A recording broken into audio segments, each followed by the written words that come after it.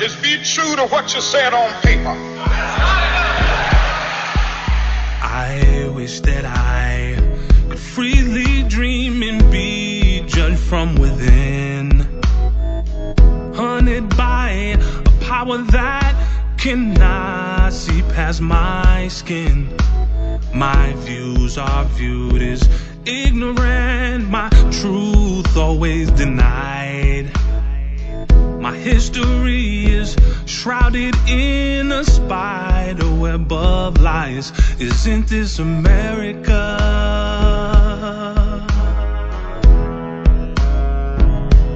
Or is this America all a lie? Of the freedom of speech, somewhere I read. Of the freedom of press, somewhere I read that the greatness of America is the right to protest far right.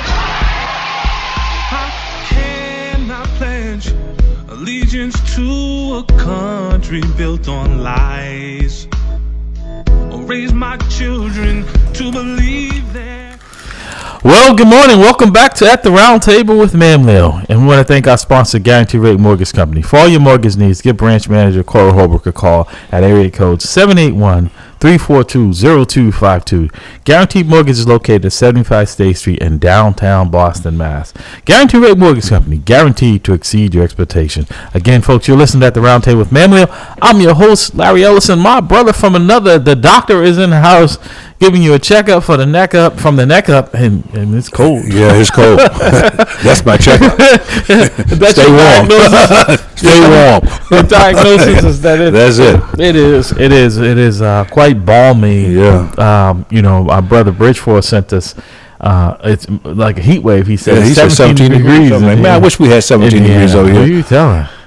It was close to minus 17 this morning when I got up, man. It was freezing. My thermometer said -9, and I was like tapping on it like this must be it got to be broken because no way Yeah, it could be that cold. Mine said minus 17, and I got in the car and got to Boston. It said -9. I said, well, it's getting warmer. It's getting warmer, right? Since you don't travel south.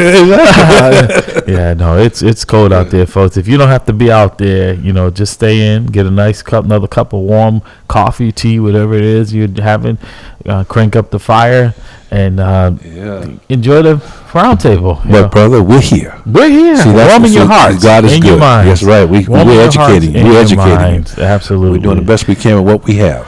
Well, it's. I gotta be honest with you, Doctor. But it is tough because I think our folks have gotten complacent in a sense that help is coming, and we don't realize that historically we've been our own help. There have been folks who have worked with us, not regardless of color, but it's because their heart was in the right place. Mm-hmm. We don't see a lot of our elected officials, even the ones that look like us, have our best interests, right? It's this whole facade.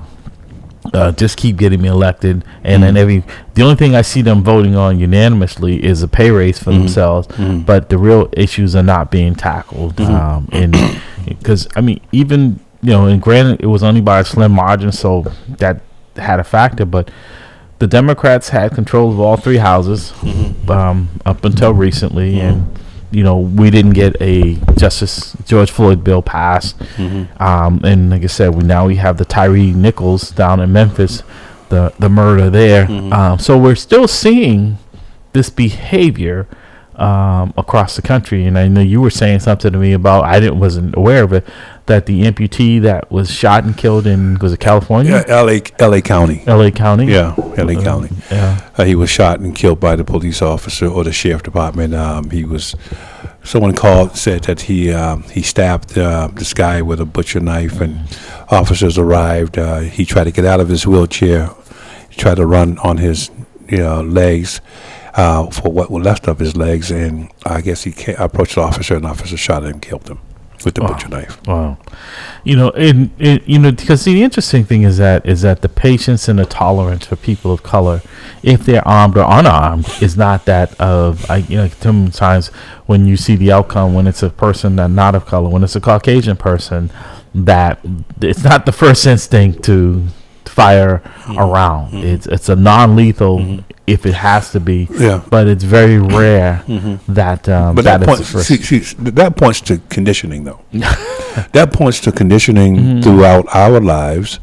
That certain folks are better than others, and that life is valued because of the skin tone, and this life is not valued because of the skin tone. And oftentimes we buy into that. We buy into that by the way that we actually address each other with the N-word. We buy into that through our comedy. I mean, I do not go to a comedy that's going to actually look at my skin tone or your skin tone and make jokes about it, because I think it's a part of the conditioning. I often said to one of my friends, how often do you hear white folks talk about how white folks are? You know what I mean? You very seldom hear that. So we have a way of hating ourselves, and we've been conditioned to do that. We've been conditioned to see ourselves as inferior. 617-282-0685, 617-282-0685. You're listening to At the Round Table with MAMLEO. I'm your host, Larry Ellison, in studio with my brother, Dr. Brown. Yes, it is a cold February morning. We are here live. To your point there, Dr. Brown, because I know during your tenure at the Boston Police Department, you were at the academy. You were part of the instructors there and supervisor. And I pointed out, it's been a while now, to the superintendent at the time of the academy, because your point, the training videos, that in every scenario that they needed a person to be the bad guy, it was one of the black instructors. I knew him because I knew who it was, even though they were not in the uniform. And that, like I said, you think it's not believable if you have one of the white officers play the suspect, so that's you're saying you're conditioning and training. It's conditioning and training. This is how you identify. That's how you identify the bad guy. So and which gives the white guy a pass, which also makes the officers his officer safety issue, because he goes into that encounter not thinking that guy is a criminal. He's going to harm him. He's not going to harm him, and he's the one that he need to be aware of. So we condition ourselves to believe that we are superior or we're inferior, based on what we look like. So that's where we have to start discontinuing this practice. And we have to make sure that doing training, that officers understand that crime could be committed by anyone. But at the same time, you do not have the right to take a life unless your life is threatening, or this individual's life is trying to threaten someone else's life. Because what I saw in Memphis, Tennessee, that was not police work, man. That was a gang. That was a gang of angry wolves going after a prey. Right. That's how I saw that it. pack mentality. But that's the other thing, is that because we have a duty and care, in that the fact that no one stepped in, even when the emergency tech people came, they were, I don't know, for whatever reason, they stood on the sideline as if they had an indifference to providing assistance for this individual, and no one stepped up and said, I'm going to do the right thing, whether I had anything to do with the beating. No, I agree with that. One of the things that I saw when I saw it was, where's sanity? You know what I mean? Where's humanity? Where are all those things that would give us the energy to say, stop it? Stop it. I just saw no supervision at all. But what I would say, though, is that the organization has to support the officer who intervenes. I have seen situations where officers you get villainized, you get ostracized, you get especially if you're intervening and it's a supervisor.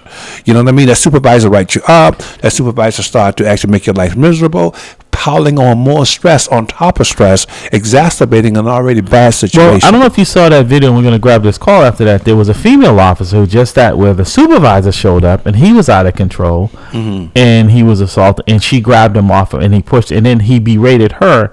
He ended up getting, because it was all on camera, I have to find that video and send it to you, and then she did the right thing, and he ended up getting fired, but he went over and he berated her for doing right thing because he was out of control. And let me ask you this question. Now watch this now.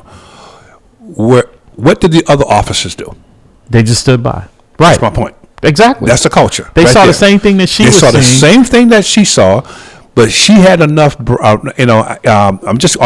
haven't seen it. I'm just actually using my experience as a police officer to kind of walk through this intellectually. They saw the exact same thing. She was powerful enough mentally to pull him off, and she protected him, by the way. All right, by pulling him off. And then if he goes after her, which he did, what does the other officer?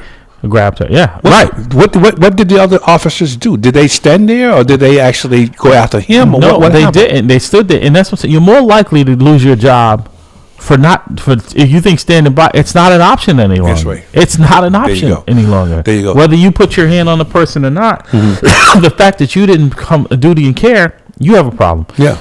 Let's grab this call right quick. Okay. Squeeze in it. Good morning, caller. Welcome to the roundtable with MAMLEO.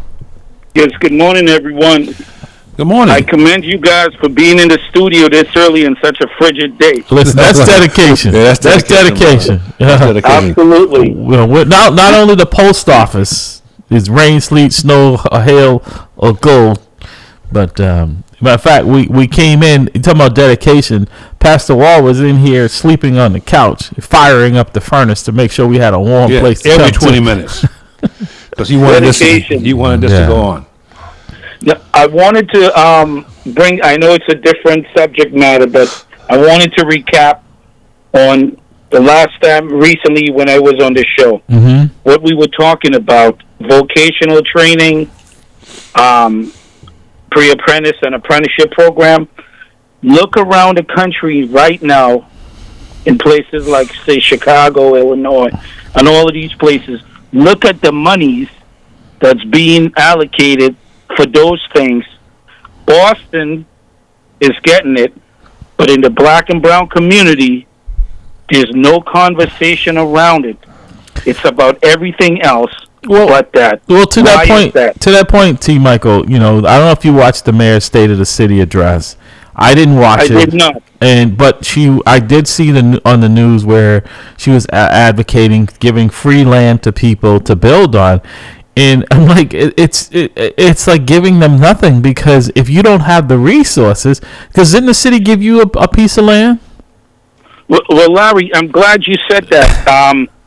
The Mayor Walsh designated the land. However, listen to what I'm about to say, and we have to be careful. The mayor is talking about giving the land away to the developers for free.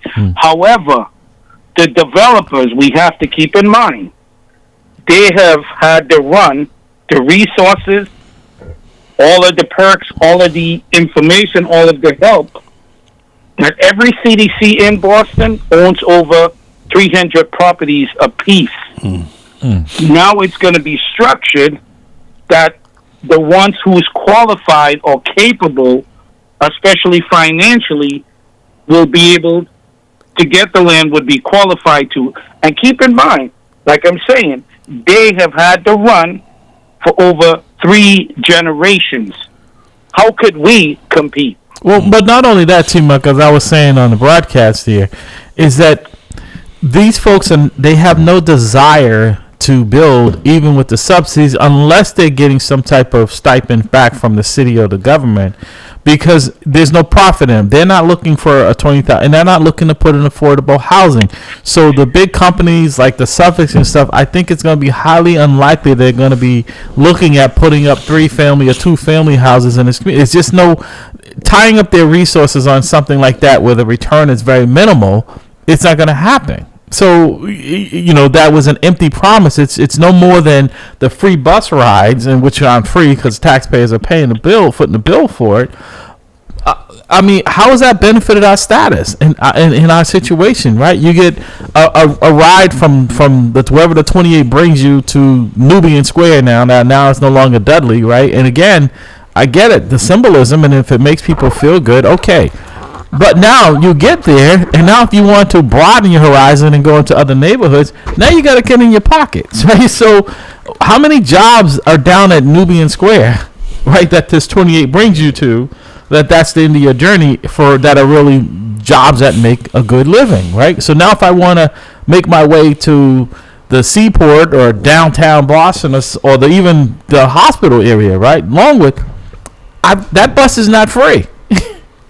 Right, but Larry, look at the People's Academy situation. We went through an RFP process through the city. We got a few some elected officials, some councilors to sign off in support of. Also, the abutting neighbors. We did all our due diligence, community process. The land was designated for People's Academy to build on Quincy and Warren.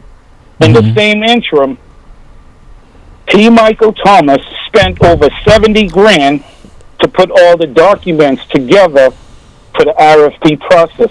And remember, I had to do the same thing at the other property in the back of Stash's Old Road in Ellington. Right? Yep. We went through a process. We did all our due diligence. Now the mayor is going to turn around, give land away for free. Why not give the People's Academy then the deed to that land that the previous mayor had already designated, because we went through the process? Right. Well, we know why. And the fact to that, if you want to reach out to your representatives at the State House, the number is 617-722-2000. That's 617-722-2000. At the City Hall, your city council is there to get them on board with this. The number there is 617-635-4500. That's 617-635-4500. That's for the mayor and the city councilors. And at the federal level and the Capitol Hill, our senators and our Congress, to get them on board, it's area code 202-226-8000. That's area code 202-226-8000. Give them a call. Tell them you're in support of the People's Academy and you want to see this project up and running. I mean, T. Michael, like I said, how long has it been since that land was turned over to you guys with no assistance? I mean, this is a huge project. I know, because we're experiencing the same thing at MAMLEO, trying to put up our new headquarters, right? It's quite costly, trying to find funding. We're doing all of that, but even some of the obstacles that the city is putting in place, they're just not realistic. And just like with your thing, T. Michael, where you're trying to do something that's going to benefit the community, MAMLEO is trying to put up new housing, but affordable. With a big A, affordable housing, targeting our elderly population who are being pushed out, right? Housing for people 55 plus, because we know that's the segment that don't have the means to move out to some of these other places, who have been invested here for a long time. You think we're getting the assistance from the city? No. Can I add to that, Larry, really quick? Sure. You see what you just said right there? It should be on a billboard. Seriously. I'm not trying to be funny. I'm serious. I'm going to add to that. Look at what the city, the state, the federal government, I have to hop on the CDC. They help them with resources, properties, because it's under the guideline of affordable housing. What MAMLEO does, what People's Academy does, it addresses the homelessness, the joblessness, street violence, recidivism, family, the whole everything. But we can't get the help. Right. Those who are trying to do it for the right thing, not for a profit, right? Exactly. No, that's my point. No, I know. But you think that this would be welcomed, right? But it goes back to what I was saying to Dr. Bradley, is that sometimes this is all by design, because if it's like anything else, like the prison population. That's why it's become more privatized. And when you have a business, you need customers, right? So if you have a population that is so dependent on the government and buys into that and doesn't see the value of their own independence, right, their own wealth, because that generational wealth is something that we have to build on. When they had that study, and it's been over almost 20 years now, where they talked about the net worth of black families being $8 and white families $247,000, I immediately knew this wasn't from jobs that they had. This was from the homes that they had for the last 30 years. And if you look at the economy, because back then, one of the biggest ways for generating wealth for lower and middle class families was either if you had an insurance policy and someone passed away and it was that was wealth coming into the home, or if you had a home and that was passed down. Can I jump in right here, quick, Larry? Sure. That's an excellent point, leading to my comment. When you look at the inner city, the black and brown community, it was by systemically designed to remove the vocational programs Right. out of the area to control the labor force in the construction industry, which is the key to the middle class. That's where the first and the second home comes into play that Right. they can afford to buy. Right. That's why the vocational programs, again, has been outsourced. And now look at the demographic that's returning home that needs a chance and an opportunity because they paid their debt to society. So it's their constitutional right to be given an opportunity, but it's only capped and pushed aside in the black and brown community. Well, that's what I'm saying. And Dr. Brown, I want to get your take on this. Is exactly my point, right? Is that Madison Park is a perfect example. That building was structured mostly for the vocational aspect of it, right? The educational piece was there. And once that started to deteriorate, so did the education, because a lot of these kids are not going to go to college.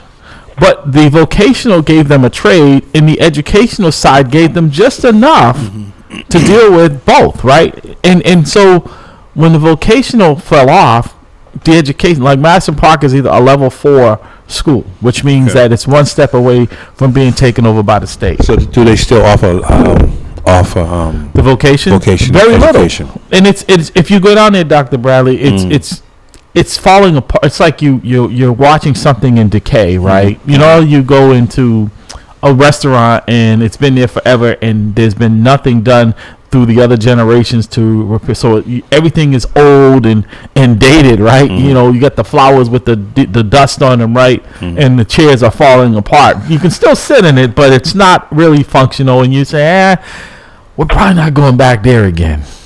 That's But Larry, I'm sorry, Dr. Bradley. I went in there, Dorothea Jones, Judge Harris, and myself, and we offered to go in even at night to help train individuals that's needed in this construction. You're talking hundreds of workers is needed, and they turned us down. Right. Why? Because and I was going to say, because the original intentions to educate young black people in the idea of in the vocation of plumbing, electrician, metal molding, whatever the case may be, was not sincere. It was there just to quiet people who was very vociferous about having an alternative to college, but they were not intending to put additional funds into upkeep of their school. The idea, the premise is extremely well, it makes perfect sense, because I can tell you just from my recent project, you were in my house, you saw my kitchen, and I did that myself, but there are certain areas that I could not handle: the plumbing, the electrician, the carpentry. Myself and my neighbor, who's a master carpenter, we got there and we did it. The flooring, took care of that. But the plumbing and the electrician was big money. I'm talking about like $300 or $400 an hour. Right. This was big money. Which is, as a doctor, I'm sure you're not even making. Well, I'm not making with a PhD, right? And I said to the plumber, dude, I have 4 degrees from colleges up here. I'm not making that kind of money. You know what I mean? And you never went to... No, I never went to college. I just went and I found myself a trade, and I learned this, and boom, boom, boom. So that is the gateway to middle class. That is the gateway to owning multiple homes, which is the platform or the foundation for your family legacy money. And that's legacy money. The biggest piece to what you're saying, Dr. Bradley, to add to it, I should say, is the gateway to independence, right? Yes. Because you're not dependent on the government. Yes. Right? Yes. You're not. If you live in public housing, if you're getting some type of subsidy, it's almost it is a trap, right? Because I have a family member who was on this type of assistance team. I'm gonna let you weigh back in a second, right? And so most recently they finally got a job, right? They're working for the city and they got a job. And then they received notice, because now you have to file, that they've cut their food stamp allotment dramatically. And they're like, oh, I wouldn't have taken this job if I had known. I said, that's what called independence is, right? Is that you can't have both. So she's like, well, I might as well quit this job. See, you see the mindset. I'm like, wow. So you'd rather not pull yourself up and show your children with independence, like. But see, but this is the hit. If I keep you depending on me, I don't have to worry about you going any place else. That's right. Don't have to worry about you voting for anyone else. Right. Don't have to worry about you changing anything that I want to do. Don't have to worry about you, most importantly, challenging me. Right. Why? Because you're depending on me. So as long as that's why I kept saying, I repeat it again, we have to understand the power of our buying power. We have to understand the power of our independence. We have to understand the fact that when we have property, that property is going to be generational.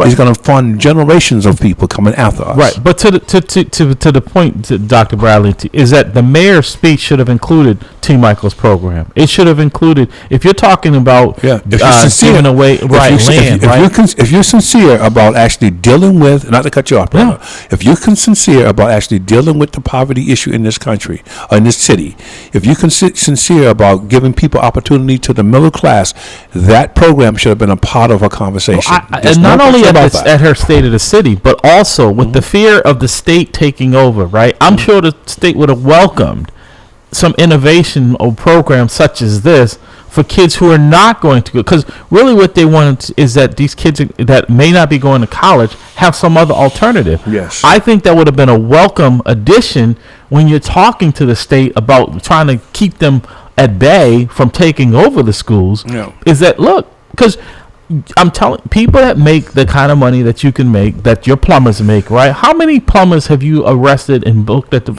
I didn't. A doctor, a carpenter, right? Or electricians, right? And then in addition to that, so the beauty about this type of education is that there's a need for the academic side as well as the physical side. Yeah. Because as I'm going through my, project, I'm using my tape ruler. I'm using my math, the basic math on, the 3/4, the 7/8, the 13/16, all those things that you have to learn. So there's a side for the classroom work and a side for the shop work. Right. And there's no need for our kids. There's no reason for our kids not to have that. But they were not originally sincere about actually getting this thing up and running. That's right. And maintaining it. And it's transferable. So T. Michael, because what Dr. Bradley describes is exactly what the People's Academy would do, right? And not only that, but it would provide housing for your students, correct? Absolutely. But also, what we have to keep in mind is that look around the community. You have individuals that doesn't reflect the people that lives in the community. That's number one. Number two, look at the license plates. The thing that is mind-boggling to me is most union workers, a high percentage of them do not live in Boston. They don't pay taxes here. They don't vote here. But somehow they're catered to continue to keep their jobs. And the businesses that supports that, do you honestly think they're going to pack up and leave if the city puts pressure on them? No, they will not, because we're the biggest consumers. And all these individuals, when they couldn't make it in college, their family members put them right into the union. Brother, listen, when I go to, I do a lot of traveling.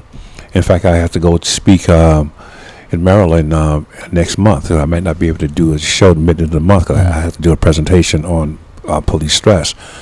But as I go to these different cities, I kind of gauge the vitality, for lack of a better term, of the city by looking at, how much development is happening in the city, in the downtown area. How many cranes do I see going up? How many work sites do I see? In Buffalo, when I went to Buffalo, it had absolutely none other than the stadium. But Boston, which is where I'm going here, is very rich in development. If you think about it, look at all the buildings that are going up. My question would be, how many people that are working on those sites look like you and me? Well, to add to that question is that, if you're an employee of the city of Boston, right, they require most employees to live in the city their whole career. Yeah. Police and fire, your first tenure. Yeah. But here's my point I'm trying to make, gentlemen, is that most of those jobs for city jobs do not pay you enough realistically today to live in the city. Yeah. But these jobs that these contracts and these people that come in here every day and take this money, they make way more with these contracts than the city plays, and they're not required to even have city employees. I mean, residents of the city on these jobs. I know Priscilla Flint and them used to be out there all the time. I mean, all they have to simply do is that when they do the RFP, the request for a proposal, it's in there, but they don't enforce it, Dr. Bradley. But all they got to do is the enforce residency requirement is there in these agreements, but there's no enforcement. But I think it should be the residency requirement, and also the hiring subcontractors of people of color should be in there. Well, as a part of that, as a part of the RFP. We've had John Cruz, who's been a big supporter of MAMLEO. Yep. He talked about that, and he still does. He doesn't get those contracts because of the way he operates. He hires people, mostly people of color, on his job sites, right? But he doesn't get those big contracts like the Suffolks and he does. You don't see his crew downtown on the seaport. You see them doing jobs in this community. There's a whole lot of constructions happening in the seaport. I mean, they built the whole community. But in fact, it looked like a whole different city. Exactly. You know, but when I look around, I was down there the other night. My bride and I was like, so where are the people of color though? On the other side of town. Exactly. Right. And it's not as if we don't have the skill set. You know, especially coming out of skill set, we don't have the access. Yeah, exactly. So, you know, it's not the skill set, it's the access. That's right. Because we definitely have people like T. Michael Thomas who can do this without a problem, but they don't have the access to the job. Right. You know, that's where the rubber meets the road. And T. Michael, the most work that you've gotten down, I believe, was from the help of, was it Senator Collins, where you did some work, you and your crew did some work down at the convention center? And actually, I want to talk a little bit about that as well, because I've got a call. It's very disturbing when I'm hearing that down at the convention center, which is state runs, is that black people are being pushed out of there. They're not in a leadership role. They're not having access to it. So hold up. In terms of administration, really? And turnover, and the lawsuits that are piling up from people filing MCAD complaints against the administration down there. The board does not look like us down there. And this has to change. Well, Larry, keep this in mind. The convention center is ran out of the governor's office. Right. Is the stop sign. The governor's office. So this is the thing. It's the same thing as the mayor's office. Here we go again, right?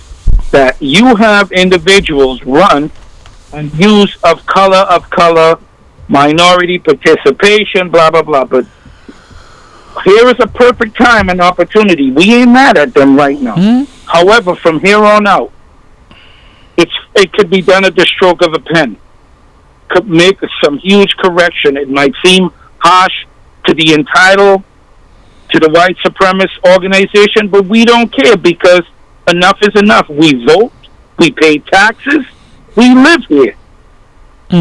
It's our constitutional right to have a fair shake like every other group.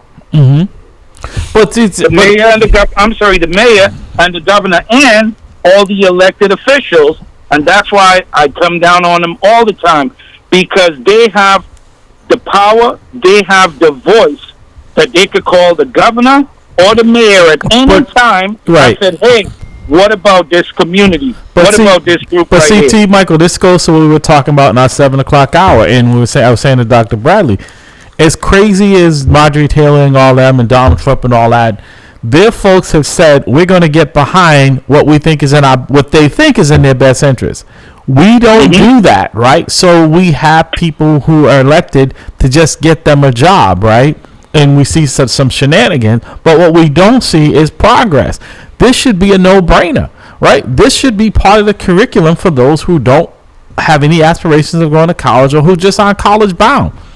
Now, but Larry, I'm sorry, but it's more than that. We need the country needs construction workers that's making over. But T. Michael, they're getting them. They're just not getting them that look like us. That's what I'm saying. It's like the push isn't there. You're right. It's not like they're not getting them. We're just not getting our fair share of it. And by the time when they start to see a shift is when it starts to dry up, right? Because then the last hired, first fired.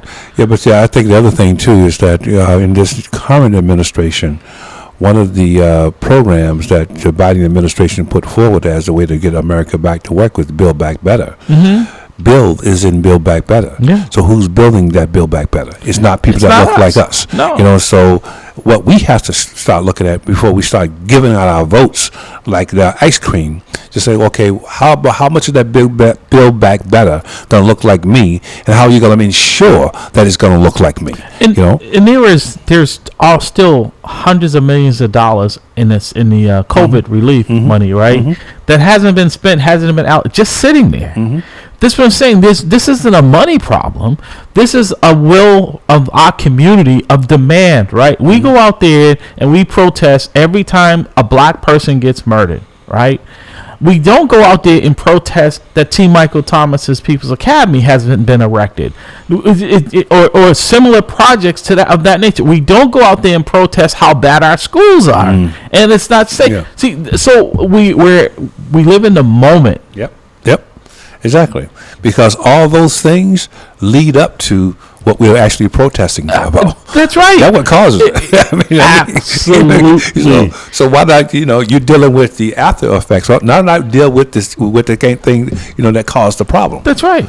And so that's why our situation doesn't change. Yeah. Because we're still playing, not even checkers. I don't even know if we're playing. We're not even on the board, bro. No, We're not even on the board. This is the definition of insanity. Yep. Doing the same thing. Like I said, when was the last protest? Well, the last time I think it was George Floyd was all that kind, right? And I said this. I said we're missing an opportunity because this isn't just about the violence there. This is about we are actually being murdered in education. Right, and housing, all of these things that we've been talking about on this broadcast that haven't been improved, that should have been part of the conversation, not just police behavior, because racism isn't just in policing. It's in education, it's in housing, healthcare, everything, your food, right? Everything. I mean, how many times have you heard them talking about referring to communities of color as food deserts? Yeah. It's everything. Well, T, we're going to continue to highlight this. Anything before we let you go? How we're going to continue to give out these numbers. It's unfortunate that maybe we should try to formulate a march. Some type of protest for fairness for the People's Academy. Absolutely, that's a great idea, Larry. Because what folks have to understand, what we are fighting for is for generational opportunity and wealth building by teaching folks a trade so that they could survive a lifetime. That's what it's about. Exactly. So what people could do is all of your elected officials on every level contact them, have them talk to the mayor, the governor, and the president to say, here is a program.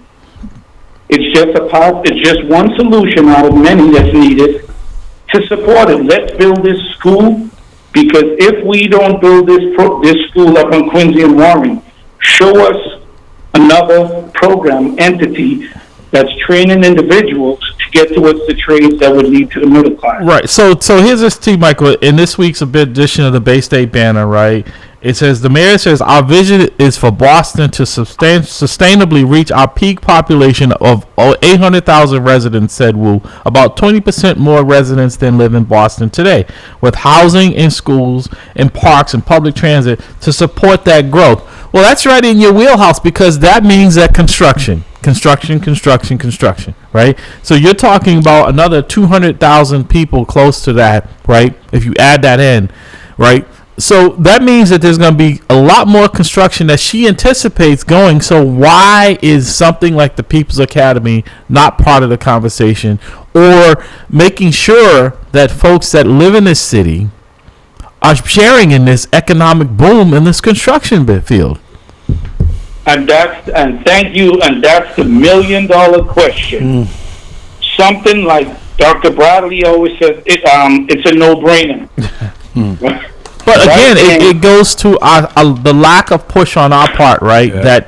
That we're not pushing back. We didn't see this and say, okay, what is in this? When you go through this whole thing, what is in this for our community, right? That's tangible, right? That you can say, okay, I see this has changed our situation. It has bettered our situation in some ways. I'm not seeing it. Because it's not money, a lack of money. Matter of fact, the state had to give back money because they took too much. So this is not well, T. Michael, we'd like to help you, but the state is really hurt now, right? We don't have the funding to do so. That's right, and the last. I'm going to put him out there. The last time I spoke to Sagan, he's asking me, what money? On a city level, there's a ton of money. Linkage, APA, different monies, same as the state. Right. So in the same article, T, right, it says overall in city government, whites represent 64% of those earning more than $100,000 a year, and 27% of those earning less than blacks are at 27% of those earning less than $20,000 a year. Blacks, on the other hand, represent 21% of the cities earning more than $100,000. So 64 to 21. That sounds like the blowout, the beating that the Celtics put on the Brooklyn the other night. 64 to 21. What percentage do you want to be in, Dr. Bradley? The 21%? No. I want to be on the 64 guy. I'll ask this question, and I'm not wishing anything negative on anyone. Let something happen that concerns a Caucasian person. They will find money to address that issue. Mm-hmm. When it comes to black people, which we've been dealing and protesting for generations, at least 3-4, the money's there. Why not let us fish for ourselves? Like I say, what we gonna do about it? What's that old saying? Teach me to fish, I'll eat forever. Feed me a fish, and I'll eat for a day. We're not even gonna eat for a day. You know, we're like I said, we're in our situation because a lot of it has to do with, yes, there's racism, but also the fact that we're working in silos. We're not coming together. I saw this in my time at MAMLEO, even with some of our own folks. You know, when they get in trouble, they come and see you.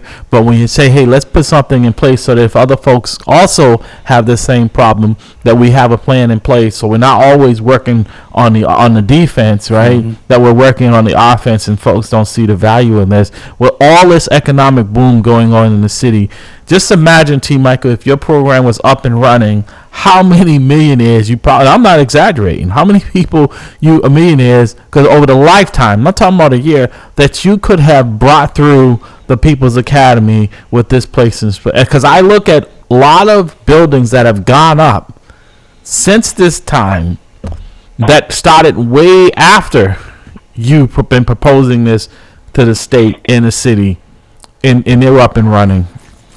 But they don't look like you, brother. Well, I'll say this much, Larry. The millionaire part. What's more, I think is pressing the recidivism, the street violence, the homelessness. There are a lot of black and brown people, everyday people you see that are homeless, that are jobless. That's why I call it black virus. Joblessness that leads to murder, that leads to incarceration. Yeah. Mm-hmm. That has been a virus for generations for us. But what's more, like I'm saying, the leadership here is cursed because they know there is a problem, but no one is addressing the problem. Right. And that's the problem. Right. Well, I mean, here says Mayor Michelle will begin her State of the City speech by name checking members of her administration, 2/3 of whom she noted are people of color. Okay, so just naming people that work for you that haven't improved the situation for others that look like them, that just gave them a job, right? So this is I'm saying, this is that wordsmith thing that bothers me. When I see things like this, it red herring for me. I know what you're doing. What you're saying is, I have some black people in my administration. I have some people of color, right? They have a job, so, right? Okay, that's right. So I'm diversifying. Yep. But what is their accomplishments? And prior to that, what's their resume look like, right, before you hire them, that they had any track record of making it better for other people? See, this is where... But Larry, I'm sorry, didn't the orange man say, there goes my African American? Right. That's what I'm saying. These are red flags for me, right? Because when you have to name them, that means people don't know who they are, right? Because if they're out there doing the work, you don't need to name them. Because I've seen a lot of these people, And a lot of people refer to them as useful idiots because they're not making any change or any transformation in the communities that they're supposed to serve. It's almost disrespectful when I see some of them with the titles that they have, knowing that the only thing they have is a job. But prior to that, they had no accomplishments of moving the needle one iota for people in that community. And it's shameful and disrespectful, in my opinion. To like I said, I ignore them because I don't believe in them. And the sad part is the mayor, she gets away with it because our folks don't know. A title doesn't bring prosperity. No, a title doesn't change your situation. And that title's only there as long as she's there. Thank you. And that person, I look at who they put around them. Yeah. Well, as long, and that's the thing, that's the crime about it, and I call it a crime. They're getting a paycheck, right? They use it as a token, and I said this. If you go back a few months ago, I said that she can hire how many people of color, and black and brown people. It's not going to impact or address economic disparity. That's right. I said it. It hasn't. This is no different than Marty Walsh's playbook. Right? Having black people on your staff so they can have a job, so they can go out there and say, look at me. Yep. It's sad. It's sad. But gentlemen, I have to get to my appointment, my meeting. Okay. Like I always said, if everyone who's listening to this program, MAMLEO, Boston Praise, contact your elected official and let them give you a reason why not to support People's Academy that are designed and created to make the residents employable. Great show, and I will be listening. All right, and we'll keep giving. You're welcome. We'll keep supporting. We'll keep giving out those numbers. You know, it's just sad, Dr. Bradley, because like I said, we keep falling for the okie doke. Yep. And we wonder why our situation does not change. It's not going to change. It's not going to change because we're not going to put any force behind to change it. I mean, there's a photo in here with the mayor and the 4 city councils of color with her cheesing it up in this photo. And I'm not saying they shouldn't be friendly, but what is that supposed to do for me? Am I supposed to be feeling all warm and fuzzy because they're taking a photo together, right? When I watch some of these hearings with these folks, it's more like the Jerry Springer show than anything of any serious content, right? That the fact that the schools aren't even mentioned in here, you know, that's sinful in itself. You know, I mean, that's sinful in itself. So in other words, I don't have anything good to report about the school, so I won't say anything about the schools at all. Nothing good to say, so I won't say nothing at all. Yeah, you know, it says, like the 38-year-old mayor, many of the cabinet members are more youthful than their predecessors in the administration of former Mayor Martin Walsh. That's true, you're going to bring people in, but I think what I've seen, people call her administration romper room because they see you got a lot of young people there with no experience, right? And you do need experience. Experience counts for something. And I've seen, it seems like the folks down there, anyone over 40 has been put out the pasture. That 40 is now the new 60. Yeah, but if you have nothing to say and not saying anything at all is not the answer to the problem.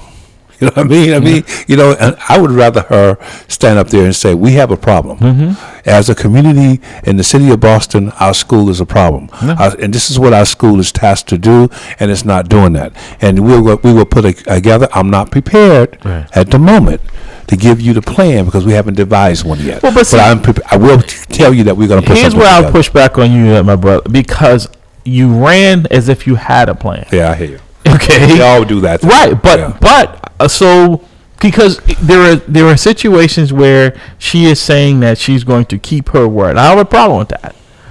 But like she said that she was going to put the deputy superintendents back in charge of the district. Now she's saying she's going to leave that up to the current commissioner. That was not your plan. That's not what you promised. That's not your statement. So you cannot say your words in some instances mean more than it does in others, right? Because you're saying that you're going to hold to your word about holding firm with law enforcement and accountability and changes you want, and you're not going to give an inch on that. So then why should we give an inch when you said you were going to fix these schools, fix mass and cast, fix these housing situations, and other things that you said you're going to fix, and now that maybe some of them are not fixable, you don't want to be held accountable. Yeah. It doesn't work that way. Yeah. That's true. But again, they come out and they don't have a plan. They say, they realize that this is a problem. What we do is that we give them a buy. Mm-hmm. We say to them, okay, you don't have to put the plan out now. Yeah. But we want this it repaired. We want it fixed. We want it addressed. But unfortunately, we get the wool pulled over our eyes because there's no plan at all. Right. But I would rather her just come out and say, instead of saying nothing at all about the school, I would rather her say, we don't have, we have a problem. So, Dr. Bell, let me read this quickly. So, here's what she's enlisted as accomplishments to date. In her State of the City address, Wu gave an overview of her administration's accomplishments to date, including efforts to decentralize the drug treatment services in the Mass and Cass area and secure housing for homeless people struggling with addiction. The city's response to the month-long Orange Line shutdown, the piloting of 3 free fare bus routes, the expansion of bike paths, and the completion of the City Hall Plaza reconstruction. Wu also highlighted the Boston Police Department's removal of 900 unlawfully possessed guns and the lowest rate of violent and property crime in the last 15 years. She cited $100 million in contracts awarded to businesses owned by women and people of color, including contracts for school meals, contracts for snow removal, and we did all this on top of filling 5,000 potholes, collecting more than 500 tons of curbside composting, and plowing through 53 inches of snow last year.